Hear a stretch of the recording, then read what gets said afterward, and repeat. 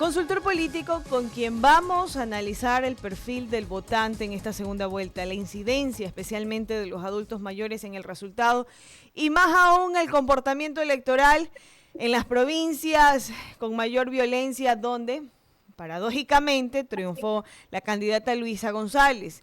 Y la pregunta que muchos se hacen, ¿se desterró o no el correísmo tras esta tercera derrota consecutiva en las presidenciales? Un gusto saludarte, Leonardo, quien te habla, Tania Zambrano. Bienvenido a este espacio de diálogo. Muy buenos días, Tania. Gracias por la gentil invitación. Buenos días a toda la audiencia de Radio Visión. Importante, como lo mencionaba en la introducción, se desterró no el correísmo en esta tercera derrota consecutiva en las presidenciales. O sea, mi pregunta va de acuerdo a tu experiencia como consultor político. ¿Qué lectura le haces a todo el proceso como tal? Bueno, esta es la tercera derrota consecutiva del correísmo en una elección presidencial, lo cual no creería que se haya, digamos, acabado con un movimiento como tal político, porque recordemos que tiene en términos numéricos un 67 asambleístas en la nueva conformación de la legislatura, lo cual es importante notarlo, que es parte de esa polarización. Es una fuerza política que está en uno de los poderes del Estado más importantes, porque es la canalizadora de normativa, de leyes y de la fiscalización, pero sobre todo también ese contrapeso con el Ejecutivo. Así que no podríamos hablar de esa concepción. Sí, una derrota que los pone realmente al análisis, a todo un equipo de ese movimiento para repensar y cómo conectarse nuevamente con un electorado que ha cambiado, con un electorado que le ha dado la espalda en gran mayoría. Ya veremos, ya analizaremos también esos números, cómo han cambiado en ese mapa político electoral, pero que sí significa un fracaso, un nuevo fracaso a una intención de retomar el poder. Es que ahí va mi consulta, o sea, ¿qué significa para un partido político tener 3 derrotas consecutivas cuando siguen siendo una de las principales fuerzas opositoras del país? Significa que están dejando de conectarse con las nuevas audiencias, con un nuevo electorado, con una nueva perspectiva y una expectativa que tienen los ecuatorianos sobre la administración pública o sobre lo que requieren en el país.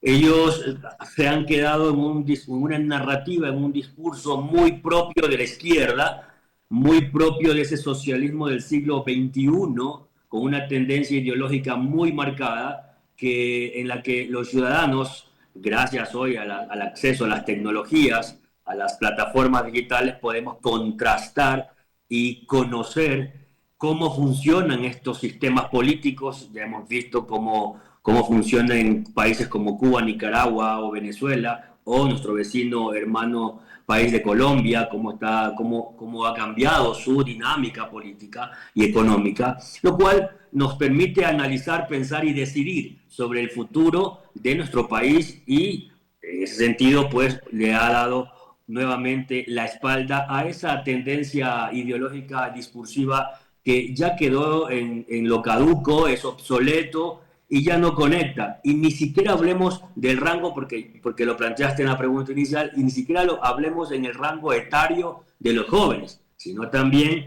de cómo despertó una gran movilización de los adultos mayores para ir a las urnas, y hemos visto que habrá que ver en el futuro, en un estudio, cómo votaron, pero es fácil identificar que su voto estuvo dirigido hacia el presidente y candidato, el ganador, Daniel Noboa. Leonardo, para ir cerrando las ideas, el anticorreísmo parece seguir vigente como también una narrativa de poder. Entonces, ¿hasta cuándo puede sostenerse eso como una plataforma política sin tantas propuestas claras?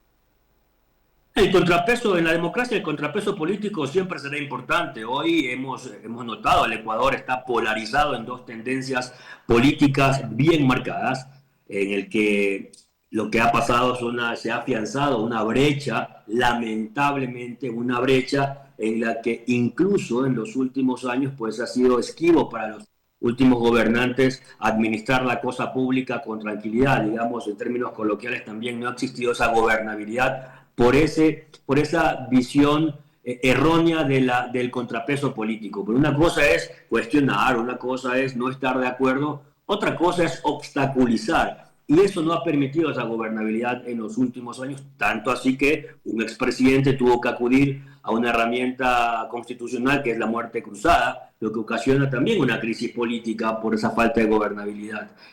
Es un poder político que todavía está enquistado en el Ecuador. Recordemos que tienen desde el 2007 conformándose, estructurándose. De hecho, es uno de los partidos políticos con mayor estructura nacional en el país, y sobre todo por sus corrientes ideológicas y su militancia.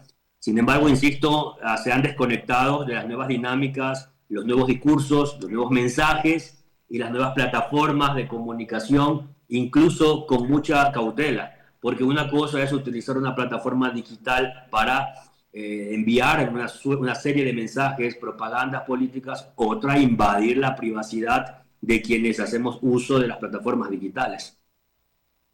Y ahí también ya viene el tema de la participación del electorado, o sea, la lectura del voto de los adultos mayores. Fue increíble ver cuántas personas que tienen el privilegio incluso de no cumplir con ello, porque su edad lo permite, estuvieron ahí. Y para muchos, de manera personal, considero que este segmento etario fue clave para darle el triunfo al presidente Daniel Noboa.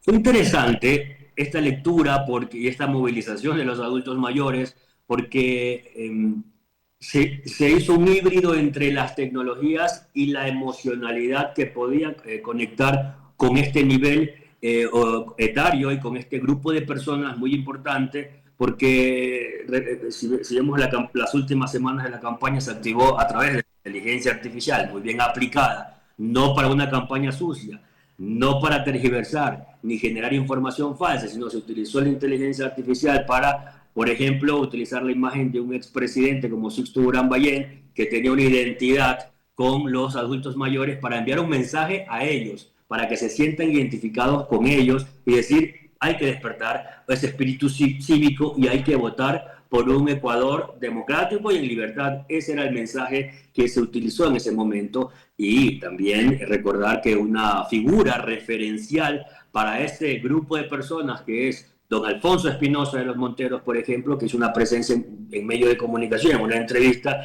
es un llamado también a despertar este espíritu cívico de ir a votar por una línea, por un candidato. Eso despertó una conexión y una emocionalidad, y a eso le sumamos que son personas que vivieron la experiencia, que estuvieron en ese modelo en el que gobernó la izquierda y pueden con muchas sapiencias, los adultos mayores son sabios, ir a las urnas y ejercer su derecho al voto mayoritariamente con una movilización que realmente conmovió a todos los ecuatorianos. De hecho, en ese mismo momento, con las plataformas digitales, cómo se viralizaban, esa movilización de los adultos mayores, pues reconectó también a aquellos que quizás querían estar en el ausentismo, no querían votar, pues, y se decidieron al final por ir a las urnas a ejercer su derecho al voto por el país que quisieron o que quieren para los próximos 4 años.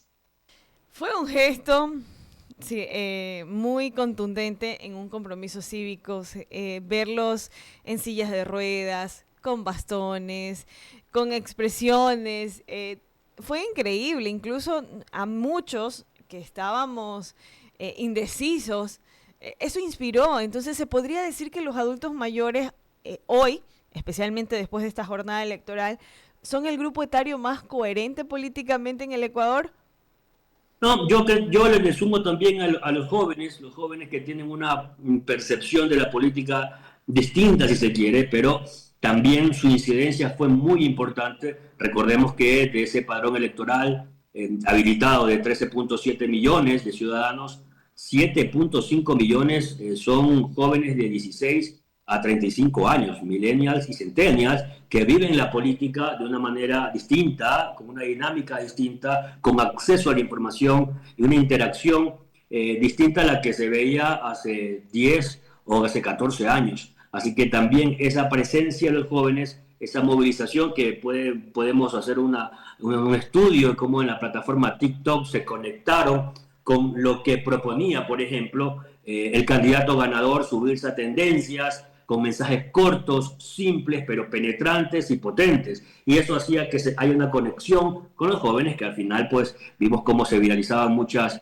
de los videos, incluso tomando un elemento simbólico que en su momento se lo quiso deslegitimar o cuestionar, que fue el famoso muñeco de cartón, que es un fenómeno que ha resultado y que se lo ha repetido como pocas veces en una primera elección y en una segunda elección ha estado este símbolo del muñeco de cartón presente como una conexión emocional para quienes, no solo los jóvenes, sino los adultos y adultos mayores, querían tener un muñeco de cartón de un candidato, emulando quizás en aquellos momentos cuando uno iba a un concierto y quería tener el póster del cantante, del músico que se presentaba para tenerlo, sentirlo cerca. Pasa prácticamente algo similar. Esa presencia de un muñeco, una imagen real, digamos, una imagen, una fotografía de cartón en las casas y en la gente, que al final vimos como unos hasta celebraban las clases de diferentes clases sociales. Fue interesante esta figura que después fue emulada por la otra candidata, incluso, sin éxito, eso sí. Tengo dos preguntas que no las quiero dejar pasar y las voy a decir, por favor. La primera es, me dabas la explicación que Persona buscó inspirar a los adultos mayores a que participen y se movilicen con fuerzas en este proceso electoral. Pero creo que más allá debió existir algún sentimiento, porque nosotros los ecuatorianos votamos con el corazón, más que analizando propuestas. Entonces, ¿qué fue lo que les motivó? O sea, ¿qué factores le motivaron a los adultos mayores? El miedo al correísmo, la defensa de la democracia, el apego a la tradición, al voto obligatorio. Esa es una. Y la otra es, a nivel nacional, después del triunfo de ADN, de Daniel Noboa, se viralizaron tantas imágenes de ciudadanos celebrando con la figura del cartón, celebrando hasta en un vuelo, en zonas inundadas. Entonces ha sido increíble. Se podría decir, porque incluso a nivel nacional dicen, nació una nueva tendencia política, el novoísmo. ¿Esto es real? Es totalmente real.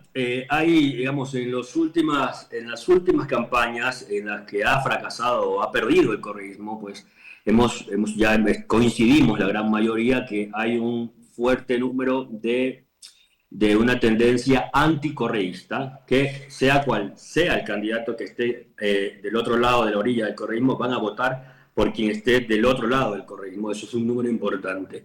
Pero en los últimos, es un fenómeno también a estudiar, porque en pocos meses, 16 meses de gestión de un presidente, pues se fue conformando y consolidándose de a poco una tendencia que hoy, con los videos viralizados que con las intensas manifestaciones de felicidad, de júbilo, de festejo del día domingo en horas de la noche, pues podemos ya afirmar que existe una fuerte corriente en ascenso del novoísmo. Eso, por un lado, es clave manifestarlo con total certeza. Y lo otro, lo que me consultaba sobre por qué se movilizó o hubo esta presencia de adultos mayores, incluso en las elecciones, que era como un número no programado en ese cálculo que se hacía en las estrategias de votación.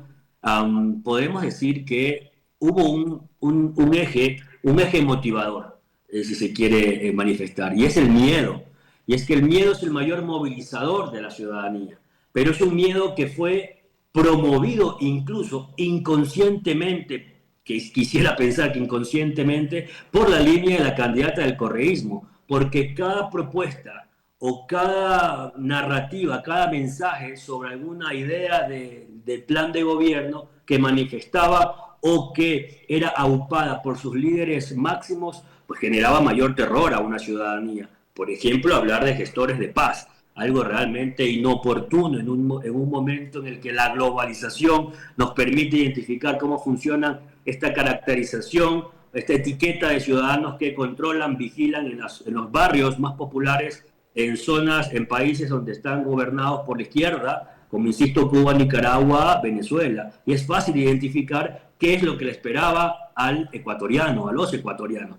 Otra que fue muy importante también, que provocó también esa presencia, esa movilización de los adultos mayores, en este caso, es hablar o cuestionar la dolarización, o hablar de una dolarización a la ecuatoriana, lo cual generó un pánico también, incluso financiero de la ciudadanía, porque claro, estamos acostumbrados a una moneda que incluso nos une más que la propia selección de fútbol del Ecuador. Es el dólar, es la moneda a la que estamos ya acostumbrados para nuestro intercambio comercial, y hablar de regresar a una moneda nacional, viendo cómo funciona la moneda en Venezuela, Colombia, con una devaluación permanente, pues la gente no quería eso. Y lo otro, también las relaciones internacionales, hablar en un debate públicamente con una eficacia estratégica discursiva del candidato ganador al preguntarle a la candidata si reconocería a Nicolás Maduro como presidente, pues y decir que sí enfáticamente. Eso prácticamente fue un detonante de una generación de ese miedo de no querer ser como ese país que está secuestrado por una dictadura y que ha provocado el mayor éxodo migratorio en su historia, en el que muchos venezolanos, 400.000 venezolanos en nuestro país, obvio que quisieran regresar a su país, pero en condiciones de libertad y democracia. Así que esos factores provocaron una movilización de los adultos mayores que pueden analizar y pueden identificar esa problemática, y que también, pensando en sus hijos, en sus nietos, fueron a las urnas a depositar un voto de confianza para quien proponía un país en libertad y en democracia. Leonardo, y la preocupación está latente en otro aspecto que es medular traerla a colación en este diálogo.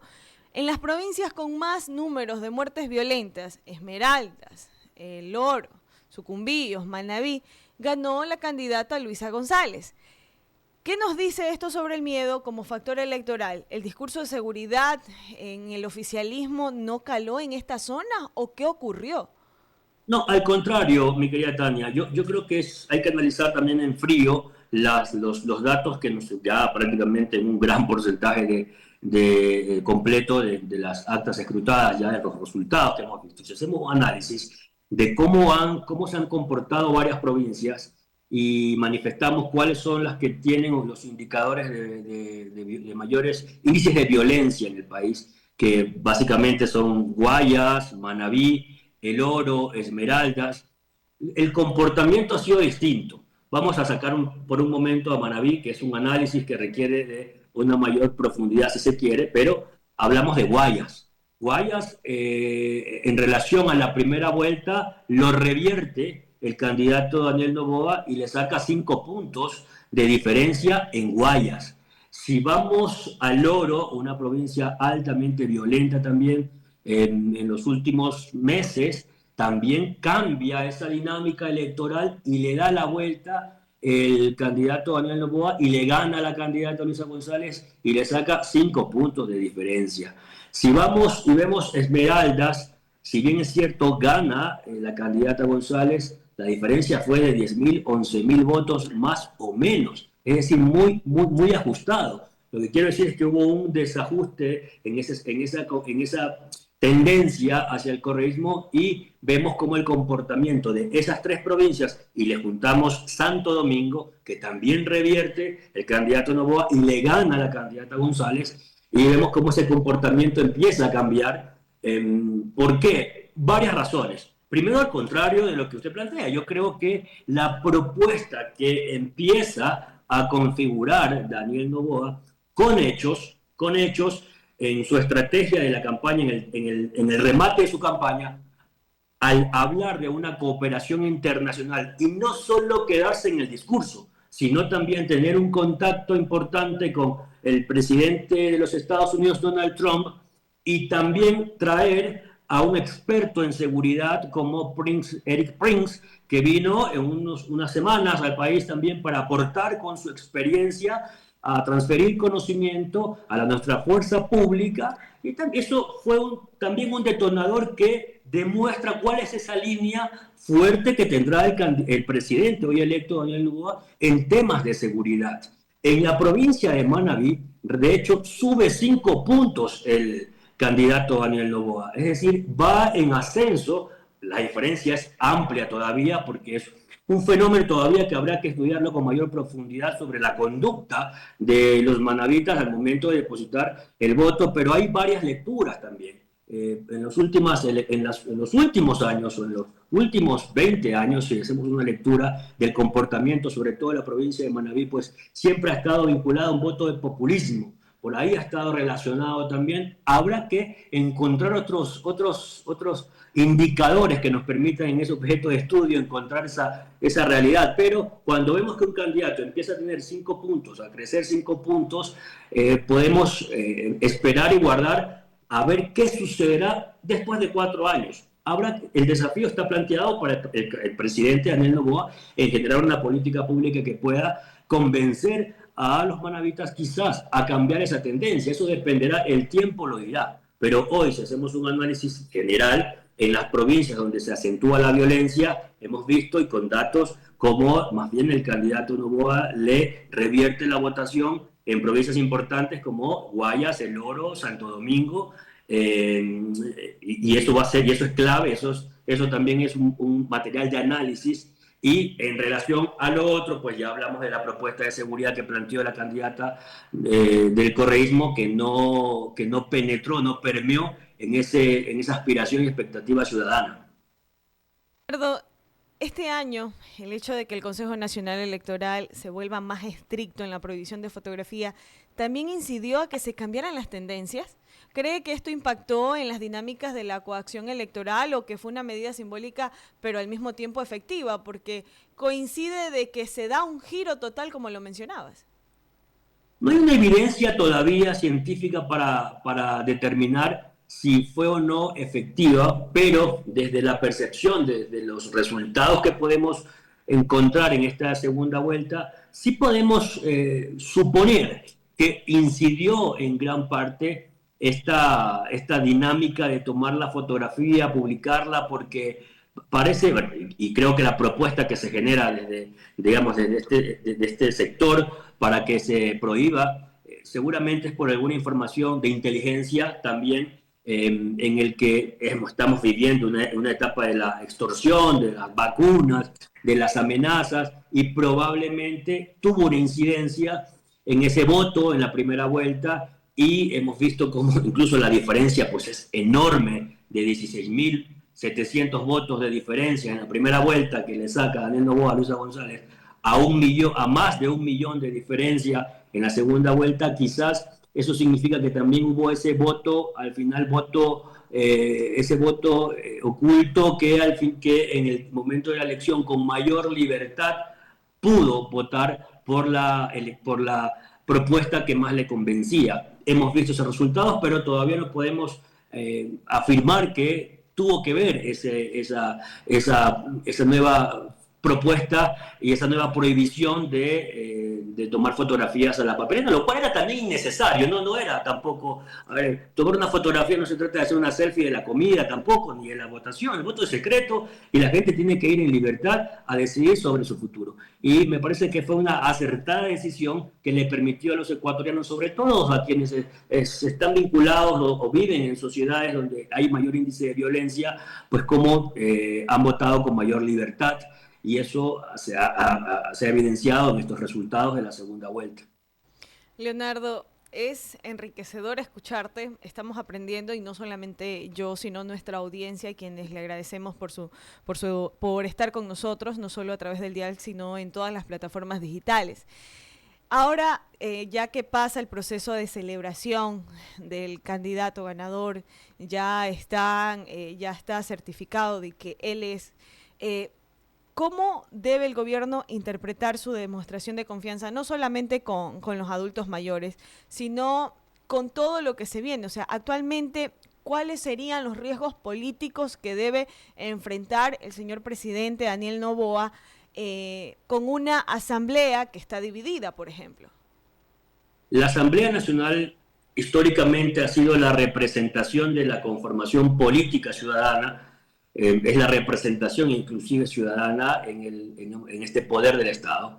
Hoy esa representación es una fotografía de lo que sucede en el Ecuador.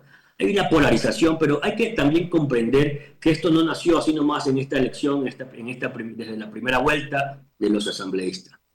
Hay que comprender que esto también viene provocado por una narrativa de separación, de hablar de buenos y malos, buenos los que están con el socialismo, la izquierda, malos los que no están con la izquierda y son pelucones, son gente que tiene comodidades. Generó un distanciamiento y ha lesionado ese espíritu ecuatoriano de unidad, y hoy se ha afianzado esa brecha.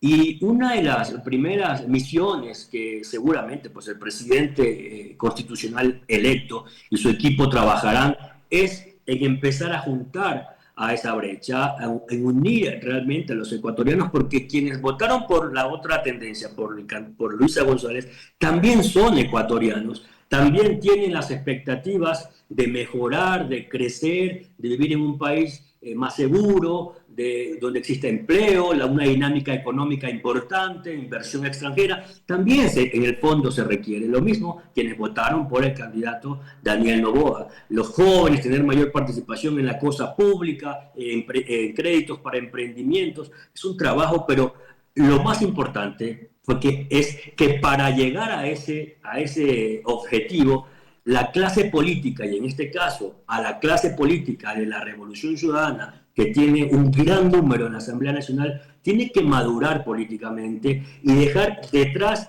y dejar en el pasado esas confrontaciones, ese odio, ese rencor que no ha permitido que los gobernantes puedan hacer su trabajo. Porque una cosa es ir a fiscalizar y a legislar, que es su misión. Otra cosa es creerse policías y vigilantes que en una asamblea que llaman y convocan a ministros por 5 ocasiones en 5 comisiones diferentes para hablar sobre el mismo tema, y eso es desgastante, no se deja trabajar, no se permite la gobernabilidad y esta suerte de juicios políticos que realmente ocasionan un problema a la estabilidad incluso democrática del país. Ahí es donde hay que trabajar en un proceso de unidad, sí, pero una unidad real, en el que las fuerzas políticas de diversas tendencias se junten y hablar en sentido de país. Esa es una misión que tendrá el presidente, y que esperemos la clase política, que quizás no esté de acuerdo con su visión, pues también comprenda y madure que hay que poner por delante de cualquier interés político al ecuatoriano, al ciudadano que quiere vivir en mejores condiciones. Eso es un gran desafío, juntar esa brecha, volverla a unir, cicatrizarla y vivir en un país en armonía, en paz y que camine hacia el desarrollo. Leonardo, quiero agradecerte por este espacio. Se me quedan muchas preguntas. Por ejemplo, la aprobación y el aporte de las felicitaciones en el ámbito internacional. Rápidamente en la parte final, porque es indispensable entender cómo ciertos presidentes nos están felicitando, Estados Unidos como tal, por ejemplo. En cambio, tenemos a México, que todavía se reserva sus felicitaciones. Que claro está, no queremos, si no nos quieren felicitar, está bien. Pero ¿qué significa esto? Es vergonzoso realmente para la comunidad internacional también, pues tener incluso una presidenta con un nivel académico alto, elevado, pues que caiga en estas prácticas. Ya realmente es la que la ciudadanía ha rechazado, estas prácticas poco maduras incluso, porque solamente ella y Nicolás Maduro son quienes digamos, no han aceptado la victoria contundente de Daniel Noboa, y hemos visto por la comunidad internacional, el presidente Lula da Silva incluso, que responde a esa misma tendencia de izquierda, pues ha felicitado al presidente Daniel Noboa, el presidente de Chile, no se diga pues el presidente Donald Trump, que invita a los ciudadanos a tener confianza en el presidente electo. Y eso es un síntoma importante también de hacia dónde camina el país, hacia esas relaciones comerciales, políticas, que van a servir de mucho para el mismo desarrollo y la inversión también extranjera, esa confianza hacia un país que debe caminar hacia ese desarrollo, y es lo que decía hace algunos días. La gente ha preferido un candidato que sea amigo de los Estados Unidos y no amigo de Nicolás Maduro, que ya sabemos lo que ha ocasionado en ese país. Así que más allá de lo que quiera decir o anunciar Nicolás Maduro. Es una pena que un país tan importante como México y su presidenta pues se resista a reconocer solamente porque la candidata perdedora, no la única, junto a su máximo líder, no reconocen al presidente electo Daniel Noboa, cuando incluso todos sus líderes, sus bases e incluso los gobiernos locales, los representantes de gobiernos locales ya lo han reconocido. Pues es penoso, pero eso habla de esa decadencia también interna de un modelo que es fallido en estos momentos. Leonardo, muchísimas gracias por aceptar esta entrevista aquí en Radiovisión Buenavista. Y te agradecemos enormemente. Muchas gracias a usted por la invitación y quedo a las órdenes para próximas invitaciones para seguir analizando la política. Muchísimas gracias. Ahí estaremos conversando con usted.